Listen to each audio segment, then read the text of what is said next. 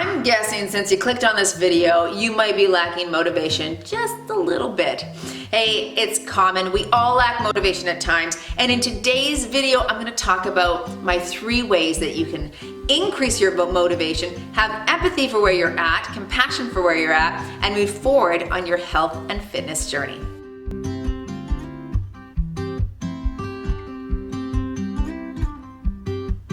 Hey everyone, it's Tracy Steen of Move Daily Fitness. Okay, so lacking motivation is really common. All of us struggle with that at one point or another, right? So I want to give you my top 3 tips that will help you bring back some motivation into your schedule and into your life. All right, number 1 thing is rely on structure. Now, I'm going to give a little twofold part with this here too, because I used to tell clients that all the time, that if you're not feeling motivated, don't rely on your feelings, rely on structure. So that meant, did you have it in your day timer? Is it marked down in your calendar?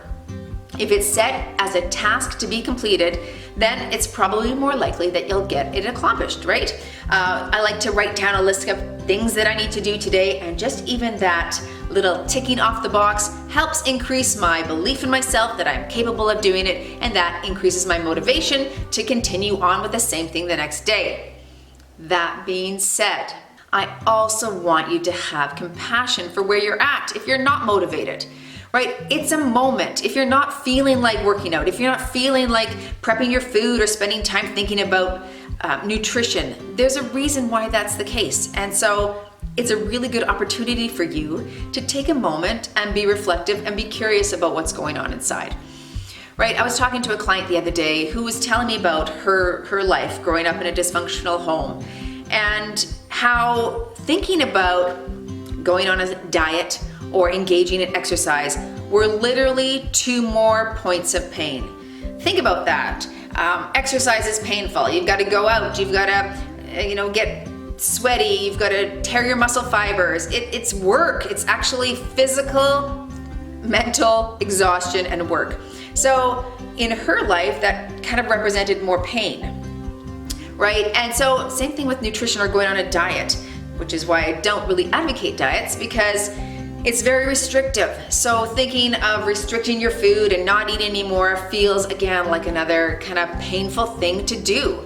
So if you're in that camp right now and you're not going to the gym and you're not exercising as much as you think you should, be curious about why that is, and that may lead you down to a path to take a deeper look inside and work on some of those things as well. All right, so rely on structure, but be curious about your feelings around that area.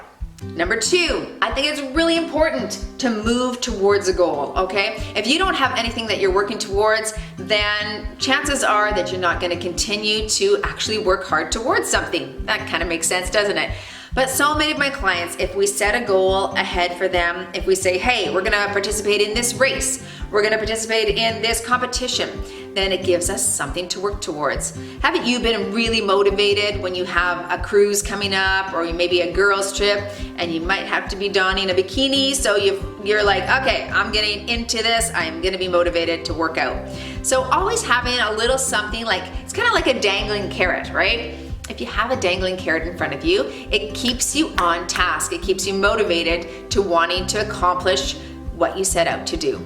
I think a little point about that is to not make the goals too lofty, because you don't want to fail. Again, self-efficacy increases our belief in ourselves when we can do a task, succeed at it, and basically look at ourselves and go, hey, good for me, I just accomplished that. That builds our belief in ourselves, it builds our self-efficacy, which in turn makes us devote more time to the task, which in turn increases our ability at the task. Okay, and my 3rd tip is always accountability and friends. I think that exercising with friends, finding someone in your same circle that you can go for a walk with, that can call you up and do a little workout with, that's a great way to stay committed to the task that you have set before yourself.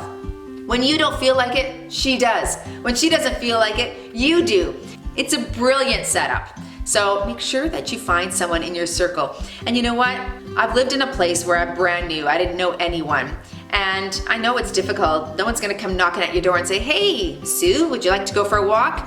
It doesn't happen. But you can do something. You can start a little walking group. You can start a little morning mom's stretching class. You can do any of those things. So make sure that you get out, find a friend, connect with other people in your community, go to a local gym and start in a class. Continue on going there and you'll get to know the people in that class and you can develop friendships and relationships that way, which will help keep you more accountable. All right, so those are my 3 tips for staying super motivated, especially in a season like wintertime when maybe you're not quite as motivated.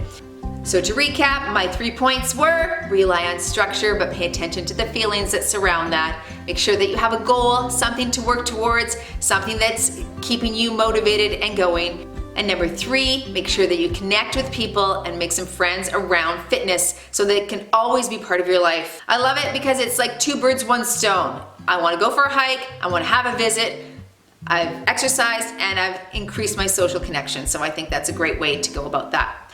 Okay, I hope you're feeling more motivated. Make sure that you now go and move daily in your fitness, wellness, and nutrition.